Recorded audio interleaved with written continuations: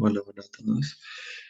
Les quería comentar que les voy a explicar, eh, hacer una explicación breve de los modelos de pequeña señal y cómo hacer un análisis AC para determinar la ganancia de un transistor. ¿Listo? Entonces, voy a compartir pantalla. Entonces, primero, modelo de pequeña señal. Entonces, para los transistores BJTs, hay dos modelos de pequeña señal que son el modelo Pi y el modelo T. Ahí, como ustedes pueden observar, aparece el diagrama circuital del modelo Pi para un NPN, el cual está compuesto por una resistencia Rpi y una fuente dependiente de corriente que es Gm por Ppi. Y también aparece otro parámetro que es la resistencia Ro, que es la resistencia de Early, ya que pues este es a partir del efecto Early que puede existir en el transistor. Al otro lado de la derecha aparece el modelo T, que pues ya no tendríamos una resistencia Rp, sino una resistencia RE, y también hay una fuente dependiente de corriente que es Gm por Vi, que sería el voltaje Vi que cae sobre la resistencia RE. ¿Listo? Igualmente aparece la resistencia RO, que estaba conectada entre el colector y el emisor. Listo. También abajo les coloqué estos dos modelos porque estos son para el NPN. Lo único que cambia es que la dirección de las corrientes, o sea, la fuente de corriente va a ser distinta y también la dirección de las corrientes va a ser distinta. Por lo tanto, los voltajes van a ser negativos. ¿Listo? E igualmente aparecen la resistencia RO y en el modelo Pi, pues RPi, y en el modelo T, RE. Listo, si no es más, entonces, teniendo en cuenta estos modelos de pequeña señal, hay una serie de trucos. Entonces, cuando yo tengo un circuito y yo lo analizo, o sea, yo hago el análisis AC y hago su diagrama en AC, o sea, ya viendo, mirado cómo se comportan las capacitancias y mandado a tierra la fuente DC.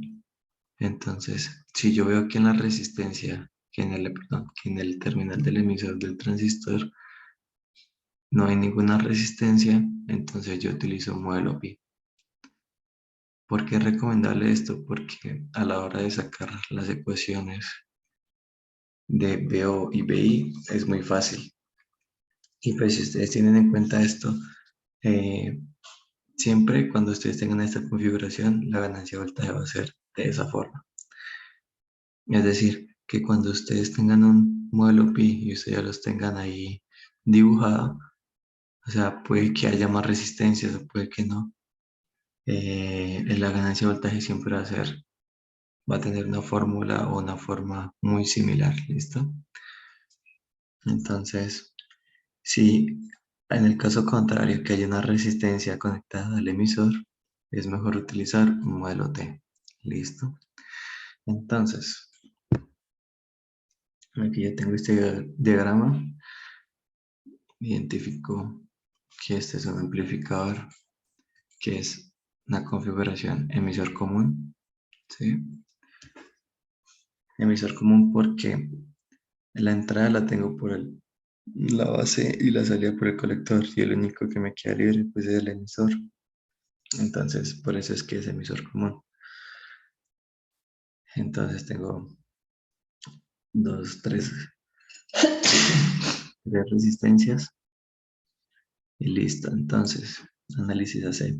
Las capacitancias se comportan como un cortocircuito, es decir, es un cable y las fuentes DC se vuelven a tierra, es decir, que estas capacitancias, como si hubiera un cable, ¿cierto? Ta, ta, ta. Y esta fuente de CBCC la mando a tierra, ¿sí? Esto es como si colocar aquí yo GNL, ¿listo? Entonces, GND, como si mandara eso a tierra. Entonces, teniendo en cuenta eso, yo sé que esta resistencia R1 está conectada a la base ni está conectada a tierra. Entonces, la paso aquí de esta forma. Aquí como si hubiera, aquí es como si hubiera una tierra, ¿cierto? Entonces, este R1 lo paso ahí. Entonces me quedan estas dos resistencias ahí en paralelo, ¿cierto? Y pues igualmente coloco el transistor. Ustedes dirán aquí, ¿por qué no queda esta resistencia R? Porque como esta capacitancia se comporta como un cable y esta capacitancia está conectada a tierra, entonces aquí en este nodo de acá es como si hubiera tierra, entonces esta resistencia está entre tierra y tierra, entonces se me elimina de ahí. Por eso es que queda un cable solo conectado a tierra. Y esta resistencia RC, como está conectada al colector, la paso igualmente. Me queda RC paralelo R carga a la resistencia de carga. Listo, entonces este es mi diagrama en AC. Entonces a partir de ese diagrama AC yo hago el modelo pi o el modelo T, dependiendo si hay una resistencia en el emisor. En este caso, como no hay ninguna resistencia conectada, entonces yo puedo utilizar el modelo pi. Entonces, este es el modelo pi que tengo que utilizar. Te lo plasmo acá. Entonces, mi fuente AC, mis resistencias, ¿cierto? R1 y R2. Aquí aparece la resistencia Rpi, que es la característica del modelo pi. En el emisor no conecto nada. Coloco mi fuente dependiente de corriente. Coloco la resistencia RO. Coloco RC. Coloco resistencia de carga. Listo. Fácil. O sea, este es mi modelo pi. Si ves que si no hay una resistencia en el emisor, sale muy sencillo el modelo pi. Si solo es conectar resistencia en paralelo, dejar libre el emisor y en el colector igualmente la resistencia en paralelo. Entonces, ¿cómo hago la ganancia de voltaje? La ganancia de voltaje por definición es VO sobre VI, es decir, voltaje de salida sobre voltaje de entrada. En este caso, mi voltaje de entrada es VIN, mi voltaje de salida es VOUT. Entonces aquí yo coloco las consideraciones. Parte de esto, este voltaje VIN va a ser el mismo que el de acá, ¿cierto? Porque como están en paralelo, el voltaje va a ser el mismo sobre cada una de las resistencias y mi voltaje VO va a ser VOUT. ¿Listo? Entonces yo planteo una de la ecuación. Entonces veo yo cómo lo puedo definir aquí. Yo sé que el voltaje que hay aquí y en cada una de estas resistencias va a ser el mismo, porque como están en paralelo, entonces yo puedo aplicar ley de Ohm.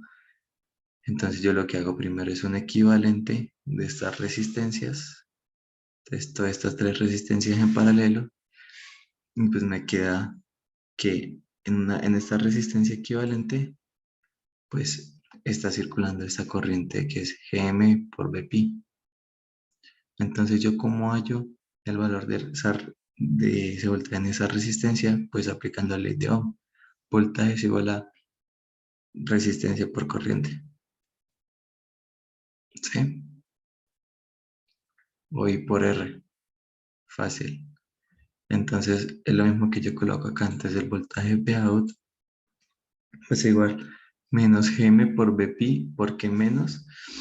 Porque la fuente va apuntando hacia abajo y como yo la quiero tomar hacia arriba, entonces coloco el negativo, ¿cierto?